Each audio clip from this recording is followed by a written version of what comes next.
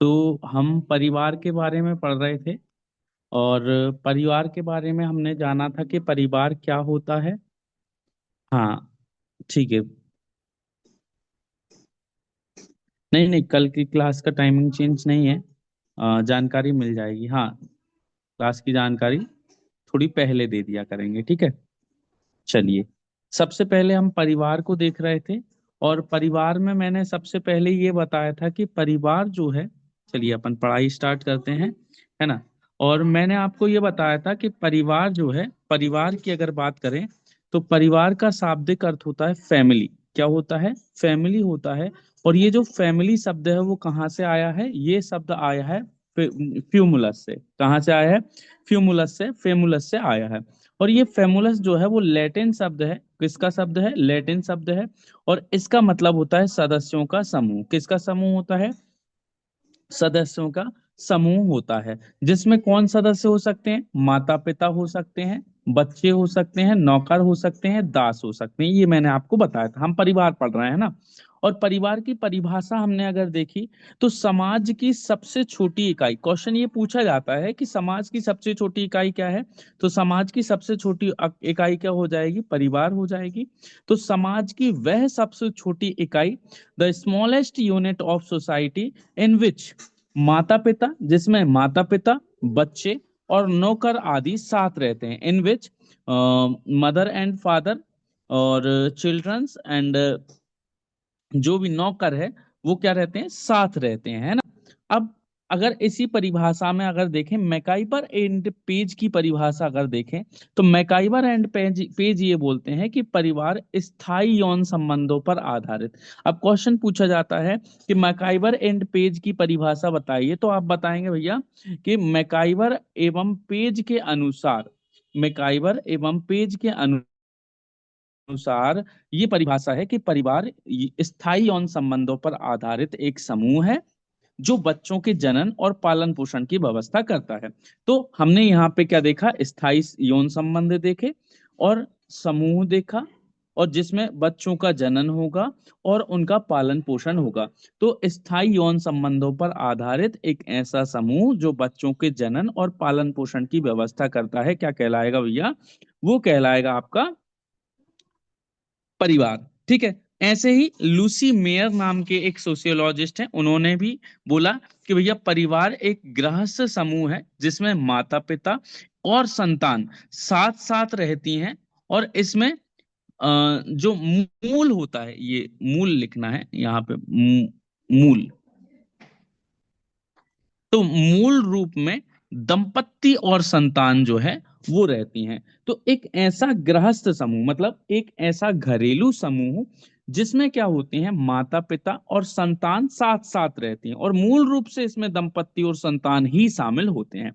और परिवार के मेनली हमने फिर पांच प्रमुख तत्व देखे थे। कितने प्रमुख तत्व देखे थे? पांच प्रमुख तत्व देखे थे कि सबसे पहले विवाह होगा, विवाह होने के बाद पति पत्नी के बीच यौन संबंध होंगे, और फिर उसके बाद संतान उत्पत्ति होगी, उसका पालन पोषण होगा, फिर उस संतान का वंश के आधार पर नामकरण होगा, और फिर उसके बाद वो समान आवास में रहते हैं। ये पांच मुझे जल्दी से एक बार टाइप करके बता दीजिए। फिर उसके बाद हम परिवार की उत्पत्ति के सिद्धांत हम देख रहे थे, ठीक है। नहीं, लेट नहीं हुए, अभी बस रिवीजन ही कर रहे थे। परिवार शब्द जो है वो फेमुलस से बना है। फेमुलस एक लैटिन भाषा का वर्ड है जिसका मतलब होता है समूह, ठीक है। लोगों का समूह या व्यक्तियों का समूह, जिसमें माता पिता, बच्चे, नौकर, दास ये सभी आ जाते हैं, ठीक है।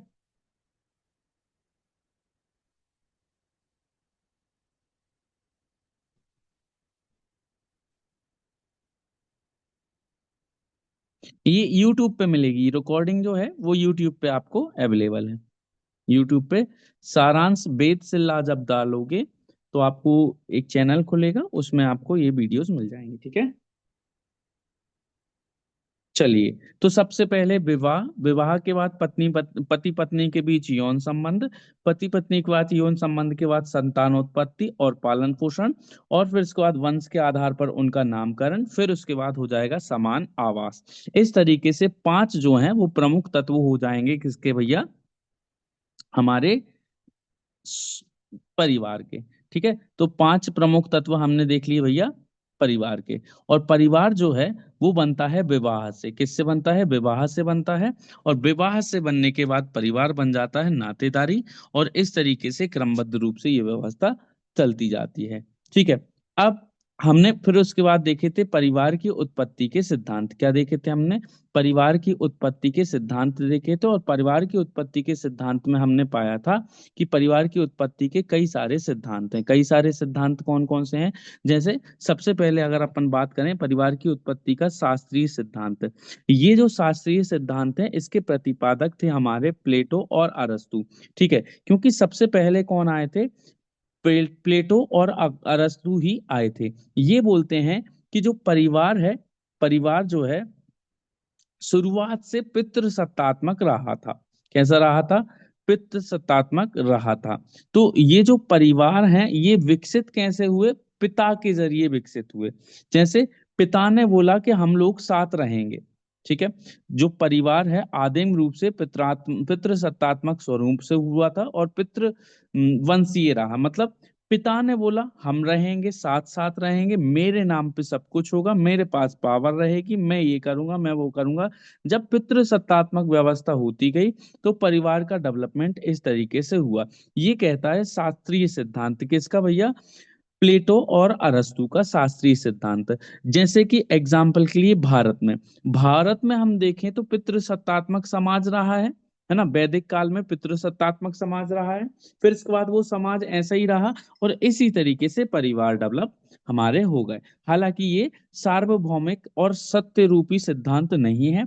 इसका खंडन कई तरीके से किया जा सकता है। ठीक है। फिर उसके बाद हमने नेक्स्ट सिद्धांत देखा था यौन साम्यवाद का सिद्धांत। यौन साम्यवाद का सिद्धांत जो दिया था वो किसने दिया था भैया? मॉर्गन ने दिया था, लुवोक ने दिया था, फ्रेजर ने दिया था, है ना। तो मॉर्गन, लुवोक और फ्रेजर ने दिया था। ठीक है, तो मॉर्गन, लुवोक और फ्रेजर इस सिद्धांत को देते हैं। वो बोलते हैं कि जो समाज है ना, समाज में सबसे पहले प्रारंभिक स्तर पर कोई भी संस्था विद्यमान नहीं थी। मतलब ना तो इस समाज में विवाह हुआ करता था, ना ही परिवार हुआ करता था, बल्कि जो मनुष्य था ना, या जो व्यक्ति था, वो एक पशुओं की तरह यौन संबंध बनाते थे आपस में। पशुओं की तरह यौन संबंध बनाते थे। और इसी व्यवस्था को जब कोई भी स्त्री किसी भी पुरुष से या कोई भी पुरुष किसी भी स्त्री से जो यौन संबंध है वो स्थापित करते हैं, तो इस व्यवस्था को बोलते हैं यौन साम्यवाद। क्या बोलते हैं? यौन साम्यवाद। तो जब ये यौन साम्यवाद की व्यवस्था थी तो यौन साम्यवाद के परिणाम स्वरूप क्या हुआ? लोग समूह में रहना सीख गए। एक समूह दूसरे समूह से यौन संबंध बनाने लग गए।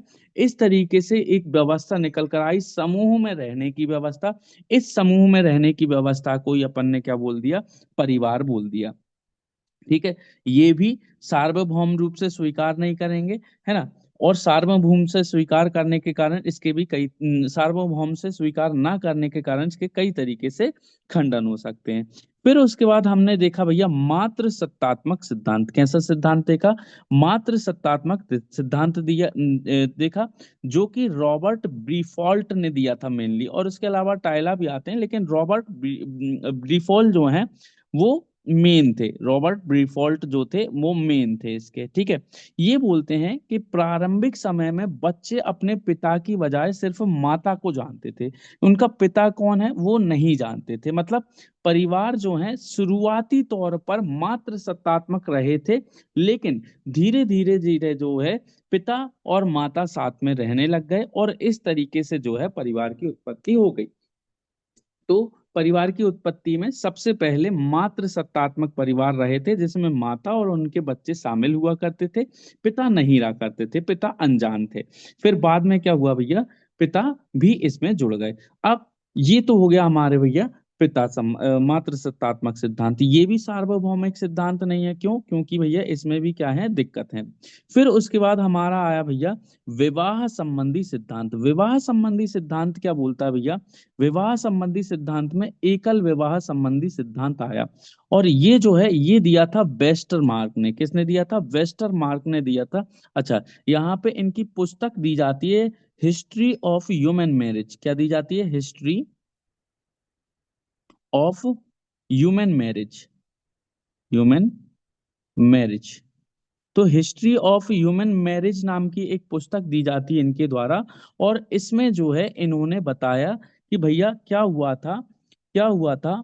और जो जो परिवार है ना, उसका डेवलपमेंट हुआ था एकल विवाह के परिणाम स्वरूप। एकल विवाह के परिणाम स्वरूप मतलब पहले लोगों ने सोचा एक काम करते हैं भैया, एक काम करते हैं हम, जो है संतान उत्पत्ति तो करनी है, तो क्यों ना इसको वैधानिकता प्रदान की कर दी जाए।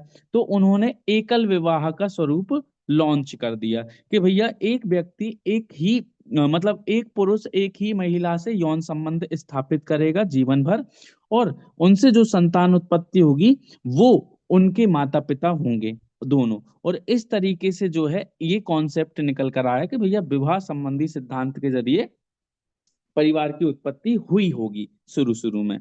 और फिर आता है लास्ट में विकासवादी सिद्धांत या उद्विकासी सिद्धांत, एवोल्यूशनरी थ्योरी अपन इसको बोलते हैं। और इसके जो प्रतिपादक हैं वो हैं वेकोफोन। कौन है? वेकोफोन। और ये जो वेकोफोन है वो ये बोलते हैं कि परिवार का जो है डायरेक्ट एकदम से उद्भव नहीं हुआ, अचानक से परिवार नहीं आया है। जैसे कल बैठे बैठे सोच रहे थे दांत की खुरचनी निकालते हुए कि यार परिवार डेवलप करना है अपन को, और आज अपन ने लॉन्च कर दिया एक कार्यक्रम, परिवार बनाओ कार्यक्रम। तो परिवार बनाओ कार्यक्रम के तहत पूरे देश में या पूरे विश्व में परिवार बनने लग गए। ऐसा तो कभी हुआ नहीं होगा।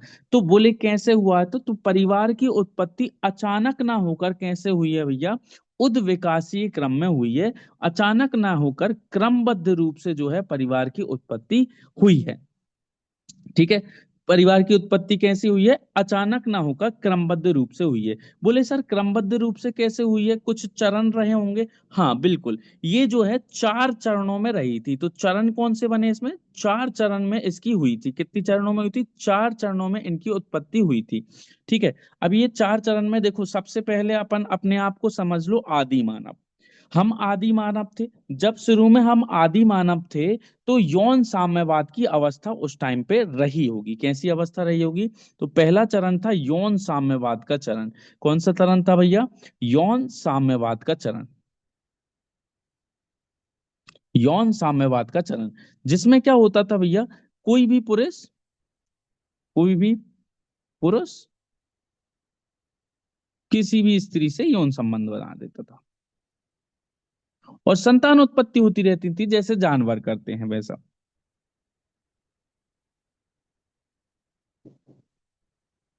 ये होता था। फिर उसके बाद क्या हुआ? फिर उसके बाद इस व्यवस्था में थोड़ी सी दिक्कत होने लग गई। क्या दिक्कत होने लग गई? बोले, बोले इस स्त्री से मैं संबंध बनाऊंगा, तुम नहीं बना सकते। ऐसे लड़ाइयां होने लग गई धीरे धीरे।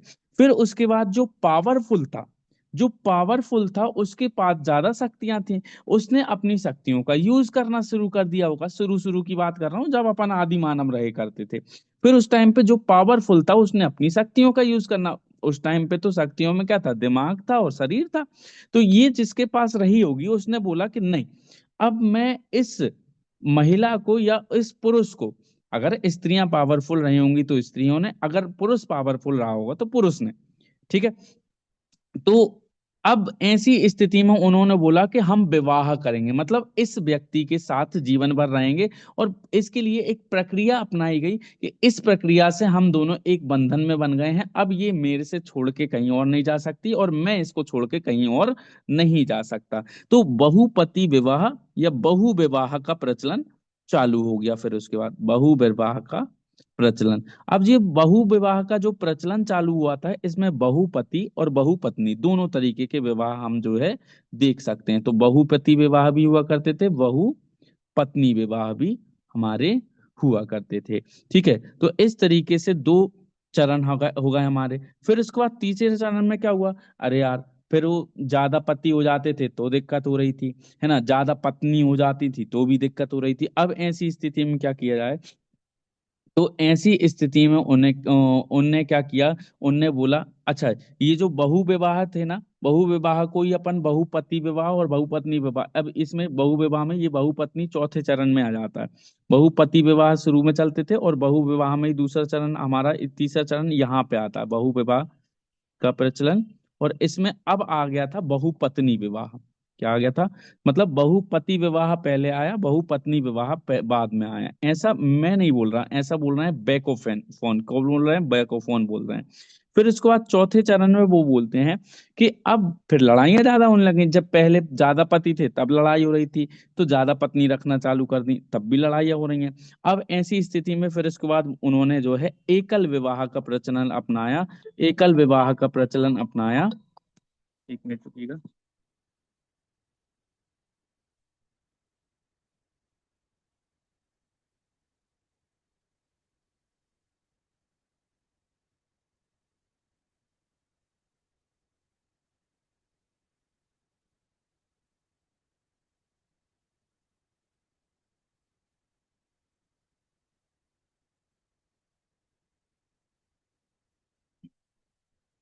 चलिए, तो फिर उसके बाद कौन सा कॉन्सेप्ट अपनाया? एकल विवाह का, या एक विवाही परिवार का कॉन्सेप्ट अपनाया, एकल विवाह, है ना।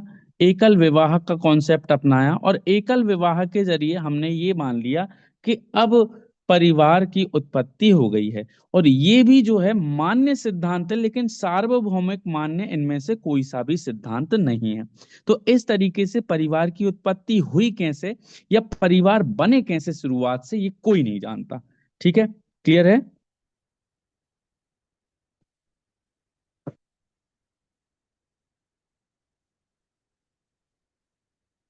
हाँ, हिस्ट्री ऑफ ह्यूमन मैरिज जो है वो बुक है। ठीक है,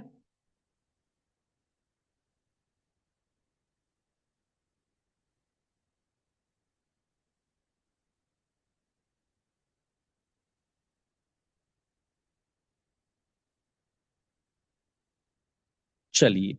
अब अब परिवार बन गया, परिवार बन गया। अब परिवार बनने के बाद परिवार की हम देखेंगे विशेषताएं। क्या देखेंगे? परिवार की विशेषताएं देखेंगे। आ जाइए भैया, परिवार की हम देखते हैं हाँ विशेषताएं। परिवार की विशेषताएं। तो देखो, सबसे पहले हम किसी भी चीज की अगर विशेषताएं देखते हैं, तो एक बात याद रखना, उसकी परिभाषा में से ही उसकी विशेषताएं निकल कर आती हैं। ठीक है, क्या निकल कर आती हैं भैया? परिवार की अगर विशेषताएं देखें तो उसकी काय में से निकल कर आती हैं, परिभाषा में से ही निकल कर आती हैं। तो कुछ पॉइंट जो डायरेक्ट परिभाषा में मिलेंगे उनको हम यहाँ पे रखते हैं, जो मुख्य पॉइंट हमारे कहलाएंगे। जैसे पहला हमारा देखा कि स्थायी यौन संबंधों पर आधारित होती है। तो पहला हमारा जो परिभाषा हमने याद की है उसी से पहली विशेषता निकालेंगे, तो पहली विशेषता निकलेगी स्थायी यौन संबंधों पर आधारित। किस पर आधारित होते हैं? स्थायी यौन संबंधों पर आधारित होते हैं। ठीक है, अच्छा। अब मुझे बताओ, स्थायी यौन संबंधित पर आधारित होते हैं, तो एक बात मुझे बताओ कि जो जो यौन संबंध बनते हैं वो क्यों बनते हैं? तो दूसरी विशेषता हमारी क्या निकल कर आएगी भैया? स्थायी यौन संबंधों पर आधारित होते हैं परिवार। दूसरी विशेषता निकल कर आएगी कि भैया इनका प्रमुख उद्देश्य क्या होता है? संतान उत्पत्ति होता है ना। तो परिवार का प्रमुख उद्देश्य क्या हो जाएगा? संतान उत्पत्ति है।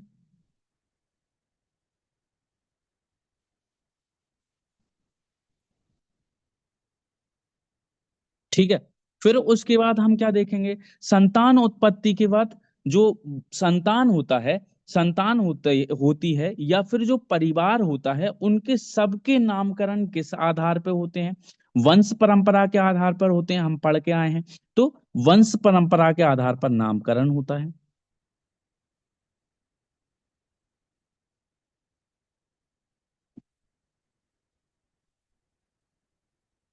होता है कि नहीं होता है?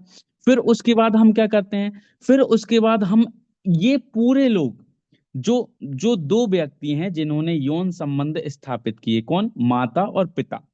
फिर उन्होंने संतान उत्पत्ति करी और वंश परंपरा के आधार पर उनका नामकरण किया। क्या वो लोग साथ रहते हैं? हाँ, वो लोग साथ रहते हैं। तो परिवार में एक समान आवास होता है।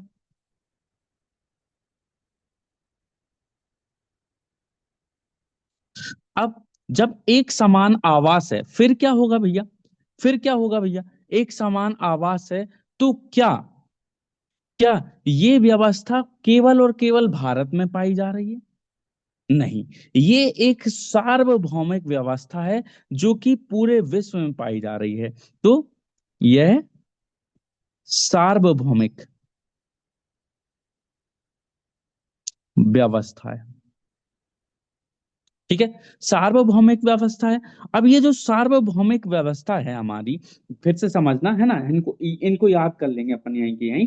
समझना बात को कि भैया पहले माता पिता थे, तो माता पिता पर में यौन संबंध स्थापित हुए, तो स्थायी यौन संबंधों पर आधारित होता है ये। फिर उन्होंने क्या किया? संतान उत्पत्ति करी। तो परिवार का प्रमुख उद्देश्य संतान उत्पत्ति और उसका पालन पोषण होता है ना। फिर उस संतान का हमने वंश परंपरा के आधार पर, या पूरे परिवार का हमने नामकरण जो भी किया है वो वंश परंपरा के आधार पर किया। फिर हमने क्या किया? परिवार में एक समान आवास स्थापित किया।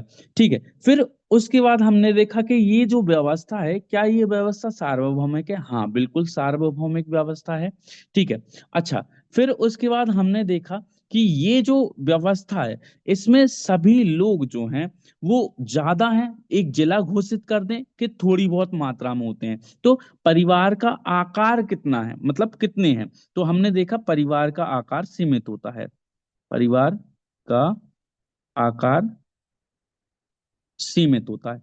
अब परिवार का आकार हमको सीमित दिखाई दिया, सीमित दिखाई दिया। तब हमने देखा कि ये जो व्यवस्था है, ये तो समाज के अंदर आ रही। किसके अंदर आ रही? समाज के अंदर आ रही। मतलब समाज की सबसे छोटी इकाई होता है।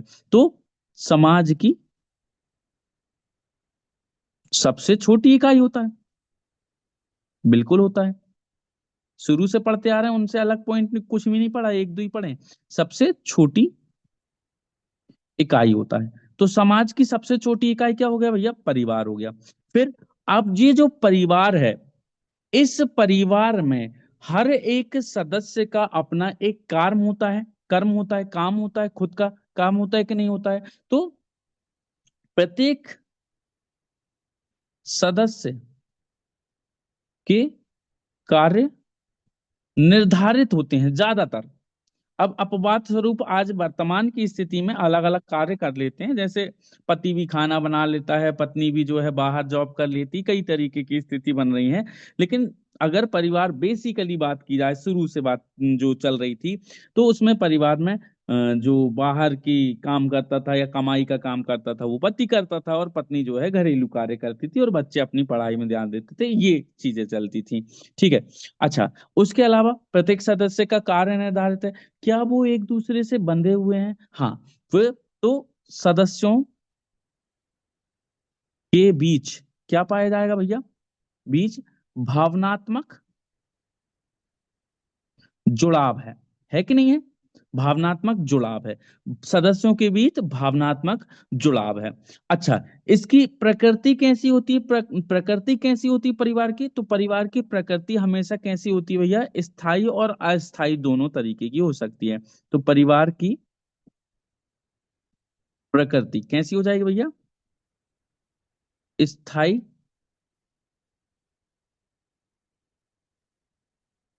व अस्थायी दोनों। मतलब जरूरी नहीं है कि आपका परिवार है तो वो लंबा ही टिकेगा, हो सकता है वो ना टिके। और ऐसा भी हो सकता है भैया परिवार बन जाए तो वो बहुत लंबा टिक जाए। तो इस तरीके से आपकी परिवार की विशेषताएं निकल कर आई हैं। एक बार फिर से अपन दिमाग में रिकॉल करेंगे। देखो, सबसे पहले माता पिता थे, चलो बिना देखे। सबसे पहले माता पिता थे, माता पिता थे, और माता पिता ने यौन संबंध स्थापित किए, तो स्थायी यौन संबंधों पर आधारित व्यवस्था। ठीक है। हाँ, स्थायी यौन संबंधों पर आधारित व्यवस्था। ठीक है। फिर उसके बाद हमने देखा कि जब स्थायी यौन संबंध हुए तो सीधी सी बात है संतान उत्पत्ति के लिए होंगे। तो दूसरा हमारा पॉइंट निकल रहा है संतान उत्पत्ति एवं उसका पालन पोषण। ठीक है। जब हमने संतान की उत्पत्ति करी तो एक हम परंपरा देख रहे हैं कि प्राचीन काल से अभी तक वंश के आधार पर हम नामकरण कर रहे हैं। तो हमने नामकरण किया, तो वंश के आधार पर हमने नामकरण किया। फिर उसके बाद हमने जैसे ही नामकरण किया, फिर उसके बाद हमने सब परिवार वाले लोगों को बैठाया और एक जगह पे ही रख रहे हैं। तो एक समान आवास होता है सभी सदस्यों का जो परिवार के हिस्से हैं। अच्छा, ये जो व्यवस्था फिर अपन ने देखी वो पूरे भारत में पाई जा रही है कि पूरे विश्व में बोले, अगर ब्रह्मांड में कहीं और जगह भी रहते हैं ना मनुष्य तो वहां भी ये परिवार व्यवस्था मिलती जरूर। ठीक है। तो हमने पूरे विश्व में हमने देखी तो वो वहां पे मिल रही है। अच्छा, फिर हमने पूरे देख ली भैया सार्वभौमिक पाई जा रही है। अच्छा, सार्वभौमिक पाई जाने के बाद हमने क्या देखी, ये जो व्यवस्था है इसमें सभी सदस्यों के कार्य कैसे हैं, तो वो निर्धारित हैं, बिल्कुल कार्य निर्धारित हैं सभी सदस्यों के लिए। फिर उसके देखा सदस्य गिन के देखे, ज्यादा सदस्य हो रहे हैं कि जिला घोषित कर, नहीं, बिल्कुल जो जो जो सदस्य हैं वो निश्चित है, मतलब इनका आकार सीमित हो गया। जब आकार सीमित हो गया तो हमने देखा ये आकार तो सीमित है, मतलब रहता समाज में है लेकिन छोटा है। तो समाज की सबसे छोटी इकाई कौन हो गया, परिवार हो गया। समाज की सबसे छोटी इकाई परिवार होता है। अच्छा, फिर ये जो परिवार के लोग हैं क्या इनमें बॉन्ड होती है, क्या क्या इनमें बॉन्ड होती है, हाँ भावनात्मक इनमें बॉन्ड जरूर होती है। इनका जो आधार होता है ये भावनाओं से जुड़ा हुआ रहता है, कार्य निर्धारित होते हैं। और फिर उसके बाद हम देखेंगे इनमें कैसी प्रकृति पाई जाती है, तो इनमें पाई जाती है अपनी स्थायी और अस्थायी प्रकृति। तो परिवार के 10 पॉइंट आप जो है लिख सकते हैं। फटाफट से आप जो है अपनी डेस्क पे रखी पेन पेपर के जरिए 10 पॉइंटों को बिना देखे लिख लीजिए। फिर उसके बाद जो है कर लेते हैं।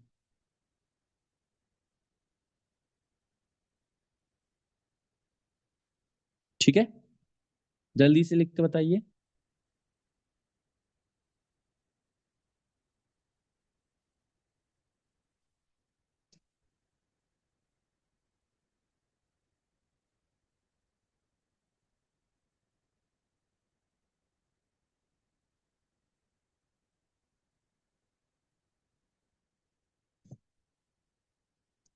लिखने के बाद यहाँ पे भेजना है या नहीं भेजोगे तो डन लिखना है।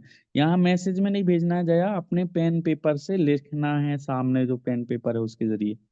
You have 1 minute, 1 minute only.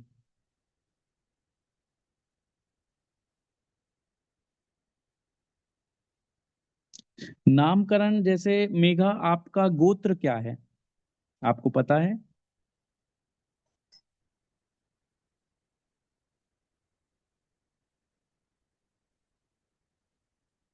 हाँ बताइए क्या है आपका गोत्र।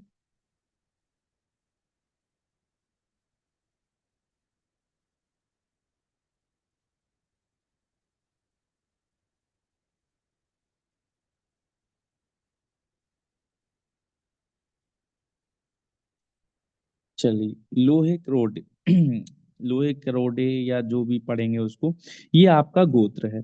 मतलब आपके जो आपका जो परिवार है या आपकी जो फैमिली है या आपका जो भी ये जो जाति है या आपकी जो वंश चला आ रहा है, ये एक मूल पुरुष से शुरू हुआ है। उस मूल पुरुष का नाम था लोहे करोड़। ठीक है।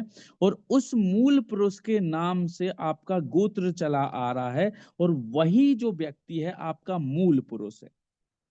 और उसके द्वारा जब आपके वंशज पैदा हुए तो वो साथ साथ चले गए, साथ साथ चले गए, चले गए। तो इसीलिए सगोत्र विवाह वर्जित होते हैं। क्यों? क्योंकि एक ही मूल पुरुष की संतानें हो आप सभी लोग, है ना, और उसी के नाम पर आप सबके नाम रखे जा रहे हैं। मतलब आपका वंश जो है वो एक ही उस व्यक्ति के नाम पे ही चल रहा है। तो सागोत्र विवाह वर्जित इसीलिए होते हैं। और गोत्र का मतलब ये है कि आपके एक ही मूल पुरुष थे, उन्हीं मूल पुरुष के नाम से। हाँ, वत्स गोत्र है, मतलब वत्स नाम के व्यक्ति से आपकी पूरे परिवार की उत्पत्ति हुई होगी, है ना। तो ऐसे करके, हाँ, तो अगर एक ही पितृ पुरुष है तो बाकी सब क्या हो जाएंगे अपन, उनकी संतान, और उनकी सभी संतानें क्या हो जाएंगी, भाई बहन हो जाएंगी आपस में, बाय डिफॉल्ट नहीं हो जाएंगी, हो ही जाएंगी बाय डिफॉल्ट भाई बहन। इसलिए सगोत्र विवाह वर्जित होते हैं, समझे? क्योंकि सगोत्र विवाह का मतलब है भाई बहन होना, ठीक है। अब गलत वलत का पता नहीं, लेकिन वो भाई बहन जरूर हो जाएंगे।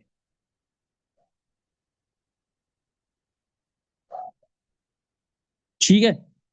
हाँ, मानकपुरिया है तो मानकपुरिया नाम के व्यक्ति से जो है आपका, आपकी उत्पत्ति हुई होगी, आपकी जाति की या आपके वर्ण की या आपकी वंश की उत्पत्ति हुई होगी, ठीक है।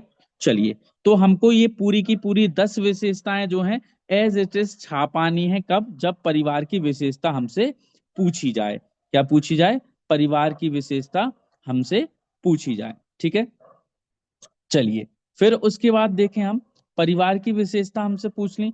अब उसके बाद हम बताएं कि भैया परिवार के कुछ कार्य होते हैं, क्या होते हैं परिवार के कुछ कार्य होते हैं। तो परिवार के जो है, परिवार के जो कार्य होते हैं वो कैसे होते हैं, ठीक है। तो परिवार के कार्य, या कहीं कहीं आप देख लोगे परिवार के पक्ष देख सकते हो, परिवार के पक्ष भी मिलेंगे। मतलब परिवार कितने पक्षों में काम करता है या कितने पक्ष होते हैं उसके, परिवार किस पक्ष में रहता है। तो देखो, परिवार में दो पक्ष होते हैं। पहला पक्ष होता है संरचनात्मक, परिवार के पक्ष में पहला संरचनात्मक पक्ष होता है, और दूसरा पक्ष होता है प्रकार्यात्मक, प्रकार्यात्मक। थोड़ी कुत्तों की आवाज ज्यादा हो रही होगी, लेकिन संभाल लेना। स्ट्रक्चरल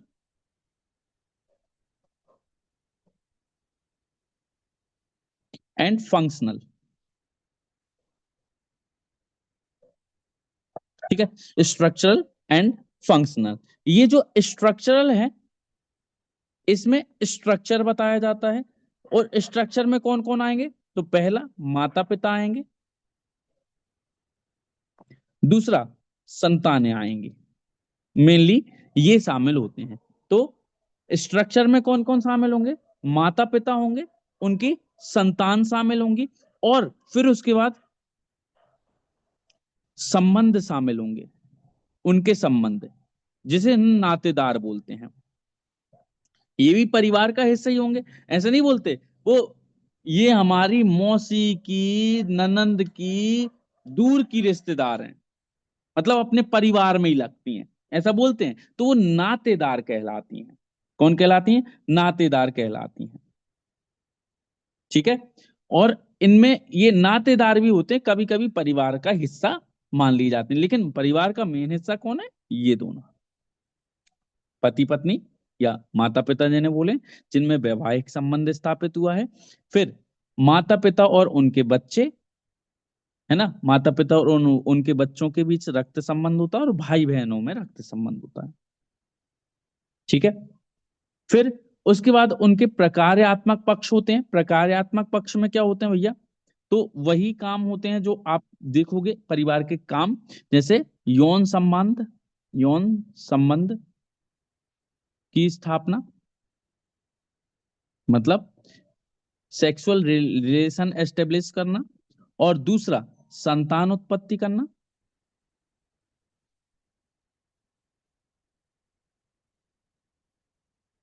ठीक है।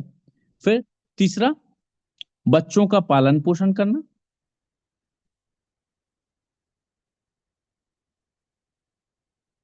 ये कार्य हैं, है ना, परिवार के कार्य या फंक्शंस ऑफ फैमिली। आपसे क्वेश्चन पूछा जाएगा परिवार के प्रकार लिखिए या परिवार के कार्य लिखिए, तो आप ये लिखोगे। उसके अलावा चौथे नंबर पे क्या होता है भैया, बच्चों की शिक्षा एवं समाजीकरण करना, बच्चों की शिक्षा एवं सामाजिकरण करना। अब बोले सामाजिकरण क्या होता है सर, शिक्षा तो समझ में आ गया, स्टडी रिलेटेड चीज है। सामाजिकरण क्या होता है, देखो, जब हम पैदा होते हैं, ये छोटू से हम पैदा हो गए, ये छोटू से अपन पैदा हो गए, ये पैदा हो गए। जैसे ही हम पैदा हुए तो इस दुनिया में पहली बार हमने आंखें खोली, ठीक है, ये आंखें खोलनी अपन ने, ये आंखें खोलनी। तो ये जैसे ही आंखें आंखें अपन ने खोली, और उसके बाद हमने देखा हमारे जैसे और भी जानवर यहाँ पे धरती पे मौजूद हैं, ठीक है। जैसे ही हमने आंखें खोली, फिर उसके बाद हमने माथा पकड़ा, अरे यार गलत गोला पे जन्म ले लिया। बोले ठीक है, अब तो यहाँ की भाषा सीखनी पड़ेगी, अब यहाँ के लोगों को समझना पड़ेगा, यहाँ की संस्कृति जाननी पड़ेगी, यहाँ की हर चीज हमको सीखनी पड़ेगी। बोले कौन सिखाएगा? अरे मम्मी पापा जिन्होंने पैदा किया है वो सिखाएंगे। कौन सिखाएंगे? मम्मी पापा जिन्होंने पैदा किया। और कौन से? दादा दादी रहते हैं तो वो सिखाएं, और कोई परिवार में रहता वो सिखा देगा, लेकिन सिखाएंगे वही। मम्मम, रोटी, पापा, मम्मी, हर शब्द जो उनकी भाषा में चलता है वो सब सिखाएंगे वही। तो ये जो प्रक्रिया है सिखाने की प्रक्रिया, मतलब एक बच्चा जो कि कैसा था, जैविक प्राणी था, जैविक प्राणी था, मतलब वो ई गोला पे गलती से पैदा हो गया। उस जैविक प्राणी को जो है इस समाज के अनुकूल बनाना, वो जो समाज आपके यहाँ पे है, आसपास का जो रिलेशन है, उसके अनुकूल बनाना, उसके अकॉर्डिंग बनाना, उसके लिए परिवार जो है इंपॉर्टेंट रोल प्ले करता है। और ये जो प्रोसेस है कि जैविक प्राणी को आप सामाजिक प्राणी बना दो, क्या बना दो? सामाजिक प्राणी बना दो। तो जैविक प्राणी को सामाजिक प्राणी बनाने की प्रक्रिया क्या कहलाती है? सामाजिकरण कहलाती है। क्या कहलाती है? सामाजिक, सामाजिकरण कहलाती है। तो जैविक प्राणी को सामाजिक प्राणी बनाने की प्रक्रिया सामाजिकरण कहलाती है। और ये जो प्रक्रिया होती है, ये सबसे पहले परिवार के द्वारा शुरू की जाती है। और उसके अलावा क्या करते हैं? भैया बच्चे बड़े हो रहे हैं तो उनका सामाजिक संरक्षण करना है। कैसे? जैसे बच्चियां बड़ी हो रही हैं तो किस टाइम पे जो है उनका संरक्षण करना है, कैसे करना है, क्या सिखाना है, क्या नहीं सिखाना है, ये सब चीजें। उनको बेरोजगार बैठे हैं, उनको पैसे की जरूरत लग रही है, उनको दुख है, तो मानसिक रूप से उनको जरूरत लग रही है। तो इन सब चीजों का संरक्षण करना भी इसका काम होता है। बाकी आप सब लोगों के परिवार हैं, और भी बहुत सारे काम हैं जो बेसिकली एक परिवार करता है। जैसे कि इमोशनल सपोर्ट देना, है ना, जैसे कि कभी कभी ताने मारना, कभी कभी सिलेक्शन में हेल्प करना, कई तरीके के कार्य हो सकते हैं। तो these are the functions of a family, जो हमको क्वेश्चन पूछा जा सकता है सीधा सीधा कि फंक्शंस ऑफ फैमिली लिखिए, तो हम फंक्शंस ऑफ फैमिली जो है ये लिख देंगे, है ना। ज्यादा फंक्शंस नहीं पूछे जाएंगे और 7 मार्कर में नहीं पूछा जाएगा ये, ठीक है। तो चलिए एक बार रीड कर लीजिए जल्दी से इसको, फिर अपन आगे बढ़ते हैं।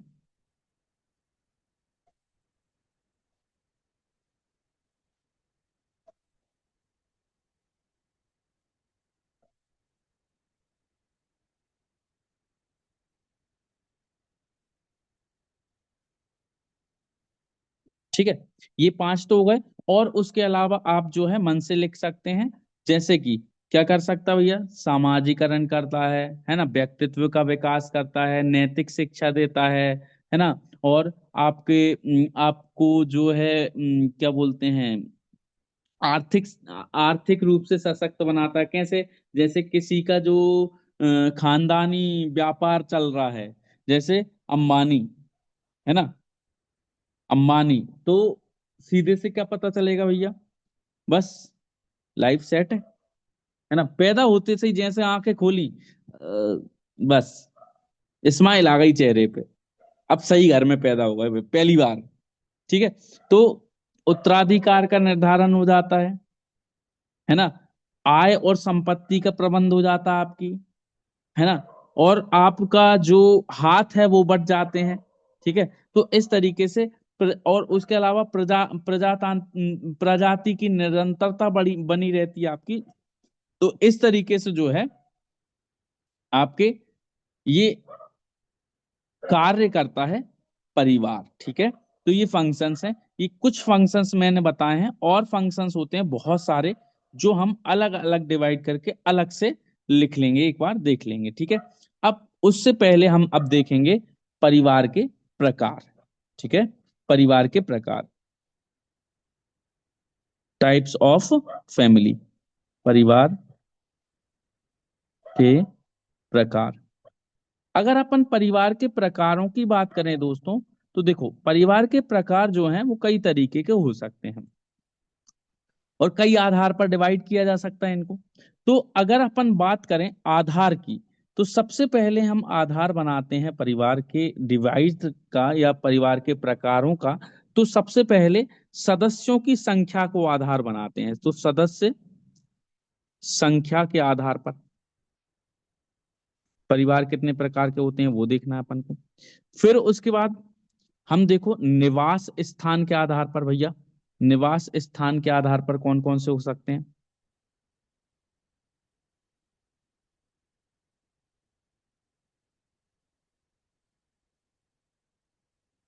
फिर उसके बाद हम तीसरे नंबर पर देखें, तीसरे नंबर पर देखें हम, तो हम देखेंगे अधिकार के आधार पर कि किसका अधिकार है।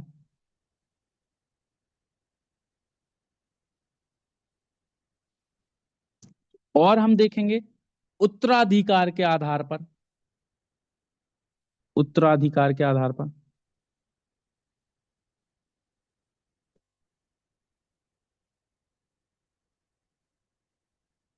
और उसके बाद हम देख सकते हैं भैया वंश नाम के आधार पर।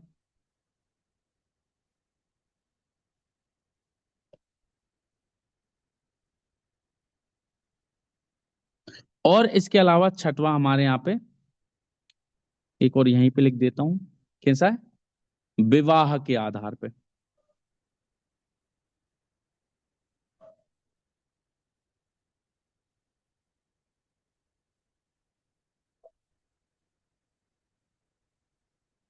ठीक है, चलिए। तो सबसे पहले हम देखें सदस्य के आधार पे, तो सदस्य के आधार पे तीन प्रकार के होते हैं। पहला होता है केंद्रीय या नाभिक परिवार, तो न्यूक्लियर फैमिली बोलते हैं, नाभिक परिवार या केंद्रीय परिवार, इंग्लिश में इसको न्यूक्लियर फैमिली बोलते हैं। और ये आजकल ही प्रचलित में आए हैं, पहले ये नहीं हुआ करते थे। संयुक्त परिवार, मतलब पहले छोटे परिवार बोल देते थे इनको। और विस्तृत परिवार, तो सदस्य संख्या के आधार पर ये तीन तरीके के परिवार होते हैं। बोले निवास स्थान के आधार पर, निवास स्थान के आधार पर होते हैं छह प्रकार के। कितने प्रकार के, छह प्रकार के। पहले होते हैं पितृ स्थानीय, दूसरे होते हैं मातृ स्थानीय। हम इनके केवल नाम नाम लिखेंगे क्योंकि रिवीजन में हमको पता चल जाएगा, हम कॉन्सेप्ट क्लियर कर लेंगे। और हम इनके नोट्स में केवल नाम नाम लिखेंगे क्योंकि हम कोई यहाँ पे पूरी एक दोबारा से बुक तो लिखने वाले नहीं है, हमको केवल शॉर्ट शॉर्ट चीजें लिखनी है। नव स्थानीय, एक मिनट रुकिएगा। हेलो।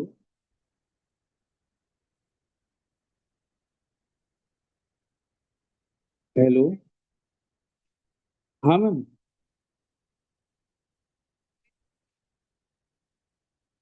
अ,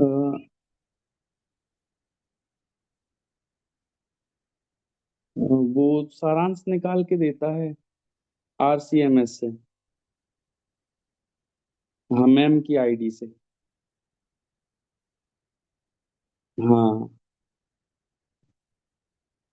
जो साइबर तहसील से हम बढ़ाते हैं वो वाला ना। हाँ, वो उसका आदेश वो ही निकाल पाते हैं, आईडी से निकलता वो। हाँ। जी जी। जी।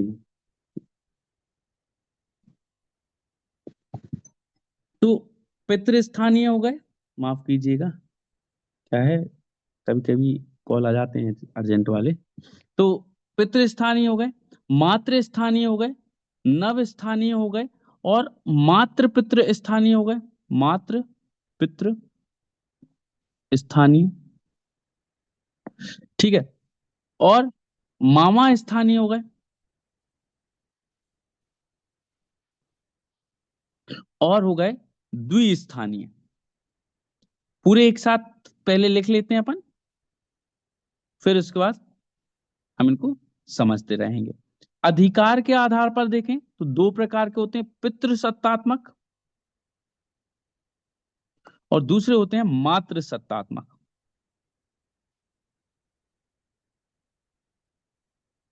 ठीक है, पितृसत्तात्मक और मातृ सत्तात्मक। और अगर देखें उत्तराधिकार के आधार पर तो पहले हो जाएंगे पितृमार्गी और दूसरे हो जाएंगे आपके मातृमार्गी। ठीक है, और ये वाले इधर हटा देता हूं। वंश नाम के आधार पर देखें तो चार प्रकार के होंगे वंश नाम के आधार पर। पहले पितृवंशीय,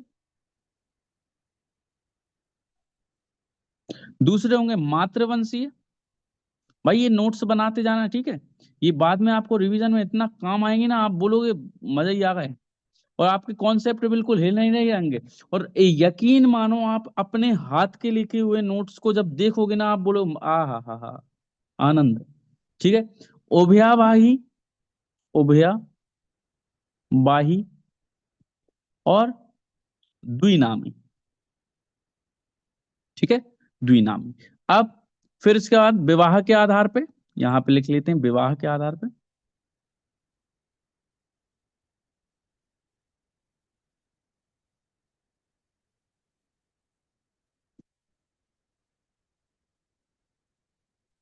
विवाह के आधार पे, और विवाह के आधार पे कौन कौन से हो जाएंगे? पहला हो जाएगा आपका एक विवाही परिवार,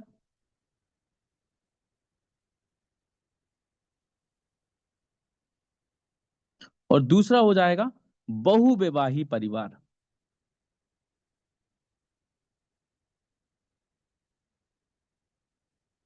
बोले बहुविवाही परिवार भी होते हैं। ठीक है, बहुविवाही परिवार में फिर वो होते हैं। आ जाओ, पहले समझते हैं अपन सदस्य की संख्या के आधार पे। भैया क्या होता था, शुरू शुरू में एक आदमी था, उसने शादी करी, फिर अपने 10-12 बच्चे जो है हो गए।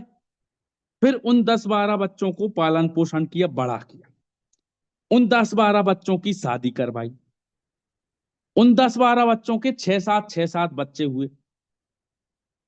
और इनका था बहुत बड़ा खेत, लगभग 200-300 बीघा का खेत। बढ़िया अमीर आदमी, एक बड़ा घर बना लिया और सब रह रहे हैं वहीं। ये कहलाएगा विस्तृत परिवार। विस्तृत परिवार मतलब जिसमें बहुत अधिक संख्या में सदस्य रहते हैं। दादा, पिता, और दादा के दादा, दादा के पिता भी, परदादा, दादा, पिता और हम एक ही आवास में रह रहे हूं। परदादा तो चले जाए हों तब तक, लेकिन सब चाचा ताऊ सबके एक साथ रह रहे हूं बच्चे। संयुक्त परिवार में तीन पीढ़ियां एक साथ रहनी चाहिए संयुक्त परिवार में।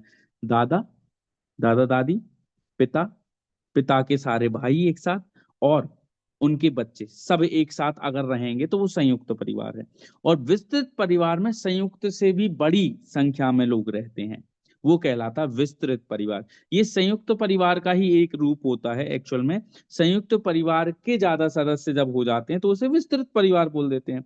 और संयुक्त परिवार से टूटकर जब एक परिवार बनता है छोटा सा, जिसमें पति पत्नी और उनके बच्चे, अविवाहित बच्चे, नोट करना, अविवाहित बच्चे, जब पति पत्नी और उनके अविवाहित बच्चे शामिल होंगे तो वो एकल परिवार कहलाएगा। क्या कहलाएगा? एकल परिवार। और आजकल कैसा कॉन्सेप्ट चल रहा है? न्यूक्लियर फैमिली का।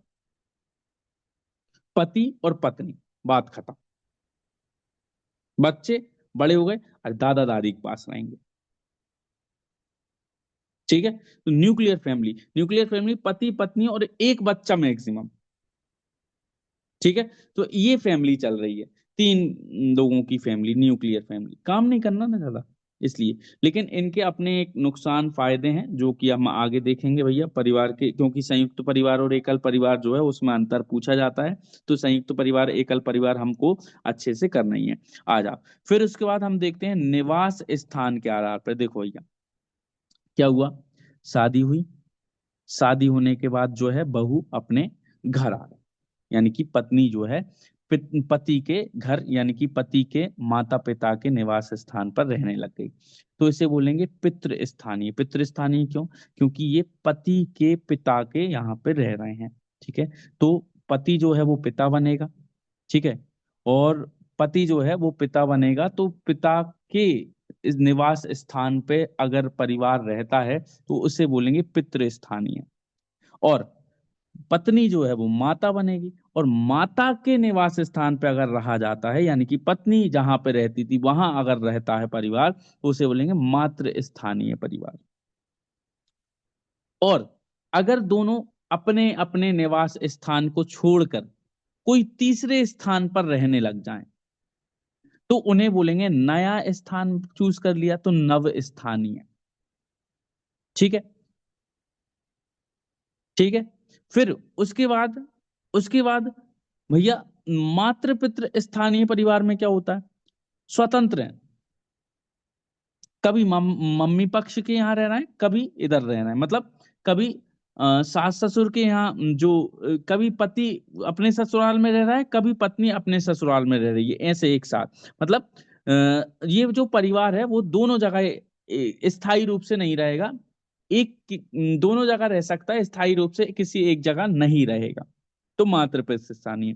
फिर इसके बाद मामा स्थानीय। भैया लव मैरिज करी थी, घर वालों ने रखने से मना कर दिया, मामा अब क्या करें, मामा ने बोला मेरे पास, तो मामा स्थानीय परिवार हो जाएगा। और फिर द्विस्थानीय क्या होता है, द्विस्थानीय जो है वो, द्विस्थानीय में ये अपने जन्म के परिवारों में रहना पसंद करते हैं। विवाह के बाद नव दंपत्ति जो होते हैं अपने अपने जन्म के परिवारों में रहना पसंद करते हैं। जैसे मेरा जन्म हुआ था गुना में, मेरी पत्नी का जन्म हुआ मान लो अशोकनगर में, हालांकि अभी पत्नी है नहीं मेरी, है ना, क्योंकि विवाह नहीं हुआ है। तो दोनों, उसकी जॉब वहां पे, मेरी जॉब यहाँ पे गुना में, तो दोनों अपने अपने जन्म स्थान पर रहना पसंद करते हैं और रह रहे हैं, तो इसको बोलते हैं द्विस्थानी। मतलब दो अलग अलग जगह पर दोनों नवदंपति रहते हो तो इसे बोलते हैं द्विस्थानी। ठीक है, फिर उसके बाद देखें अधिकार के आधार पर। भैया जब पति की चलती है तो उसे पितृसत्तात्मक बोलते हैं, और जब पत्नी की चलती है तो उसे मातृसत्तात्मक बोलते हैं। ये तो अपन को पता ही है, जब पिता के निर्णय सर्वोपरि हों, पुरुष के निर्णय सर्वोपरि हों तो पितृसत्तात्मक, और जब माता के निर्णय सर्वोपरि हों तो मातृसत्तात्मक होता है। उत्तराधिकार के आधार पर देखें तो भैया जब उत्तराधिकार में मतलब पिता की सारी जमीन या पिता के सारे अधिकार उसके लड़के को मिले, सत्ता और अधिकार पिता के हाथों में चलती आए, मतलब उत्तराधिकार का नियम जो है पितृ पक्ष के आधार पर निर्धारित हो, मतलब पिता की जमीन उसके बेटे को मिलेगी, बेटे के बाद उसके बेटे को मिलेगी जो पितृमार्गी होगा। तो उत्तराधिकार के नियम पितृ पक्ष के आधार पर होते हैं तो पितृमार्गी हो गया, और माता के आधार पर होंगे तो मातृमार्गी। मतलब उत्तराधिकार अगर पिता के आधार पर होगा तो पितृमार्गी कहलाएगा, उत्तराधिकार अगर माता के नाम पर होगा तो मातृमार्गी कहलाएगा। ठीक है, जैसे जो सातवाहन वंश था वो मात्र मार्गी था, है ना, मात्र मार्गी मतलब मात्र सत्तात्मक समाज टाइप का मान सकते हैं वहां का। वो माता को अधिकार देते थे,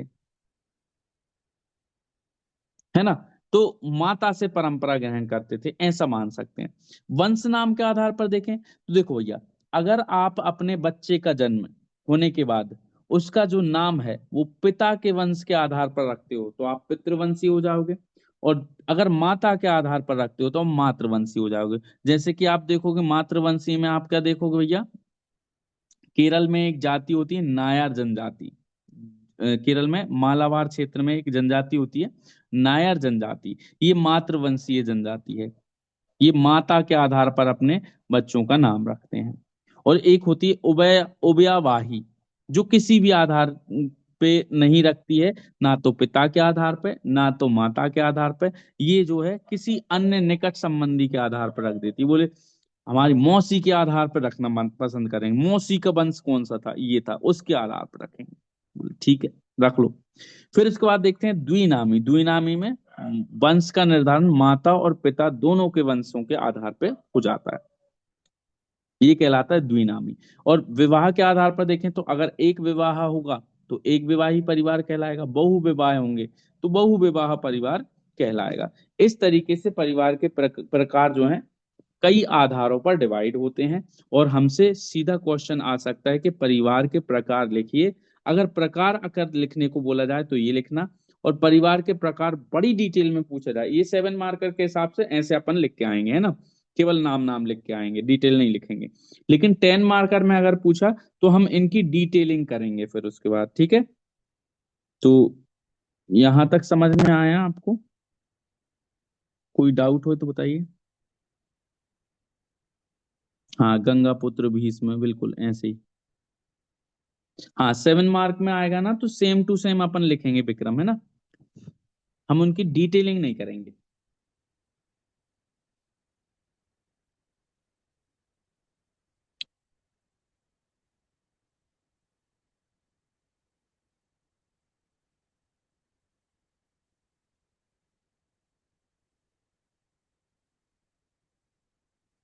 ठीक है। अब इसके बाद हम नेक्स्ट क्लास में संयुक्त परिवार और एकल परिवार को अच्छे से समझेंगे, और परिवार के जो प्रकार हैं उनको डिटेल में लिखेंगे थोड़ा। और परिवार हमारा खत्म हो जाएगा, फिर नेक्स्ट चैप्टर जो इसके बाद स्टार्ट होगा वो होगा कुटुंब। क्या होगा? कुटुंब, जिसको जॉइंट फैमिली के नाम से भी जानते हैं। हाँ ठीक है, मैं डाल दूंगा पूजा। ठीक है, मैं क्लास की पीपीटी शेयर कर दूंगा। हाँ, फर्स्ट स्लाइड से स्क्रीनशॉट ले लो आप। ठीक है, स्क्रीनशॉट ले लिया करो आप यहाँ से। ये फर्स्ट स्लाइड से, ये ये पहला स्क्रीनशॉट ले लो आप। ये नोट्स बनाते चलना, 30-40 पेज में आपकी सोशियोलॉजी की यूनिट बन बन जाएगी। और उसके साथ साथ हम जो है इसकी समझ भी डेवलप करते चल रहे हैं, ताकि हमको दिक्कत ना आए, ठीक है।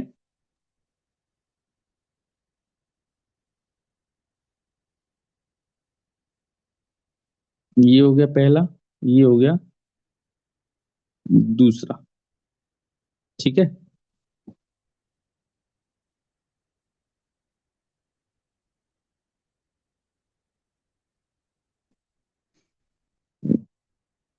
चलिए, क्या है, प्रिंटेबल नोट्स तो बहुत सारे हैं, मैं प्रिंटेबल नोट्स भी भेज दूंगा, मार्केट में बहुत हैं। लेकिन अगर, ठीक है जया, अपन उदाहरण सहित बता देंगे, कल एक बार रिवीजन करेंगे ना तब मैं उदाहरण सहित पूरे बता दूंगा, है ना। हाँ, क्या कह रहे हो शिशुपाल?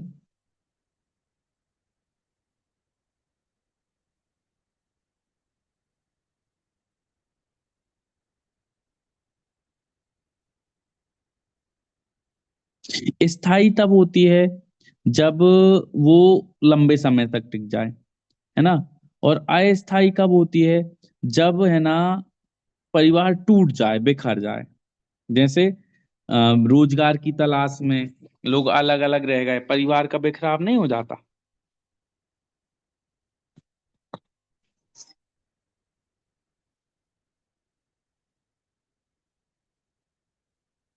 कॉन्सेप्ट कम क्लियर हो रहे हैं।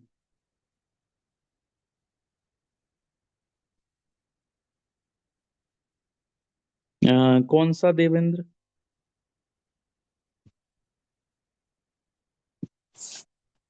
अगर कहीं भी आपको कोई चीज समझ में ना आ पाए ना, तो आप पूछ लिया कीजिए। मात्र, अरे मामा दूसरी जगह रह रहे थे, और मम्मी के मामा नहीं, मम्मी के जो मामा है ना अपने, वो मम्मी के भाई, वो दूसरी जगह रहते थे, इसलिए। नहीं, अपन यूनिट वन ही पढ़ेंगे अक्षत, उसके बाद अपना प्रीलिम्स भी तो निकालना अपन को।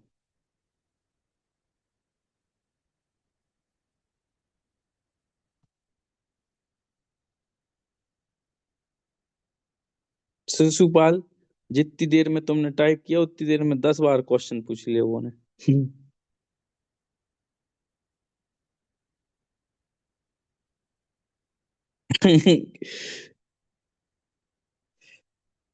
नहीं, दूसरे वाले मामा के पास रह रहे होंगे, अरे पति के मामा के पास रह रहे होंगे, अब मुझे क्या पता किसके मामा के पास रह रहे थे, लेकिन मामा के पास रह रहे हैं।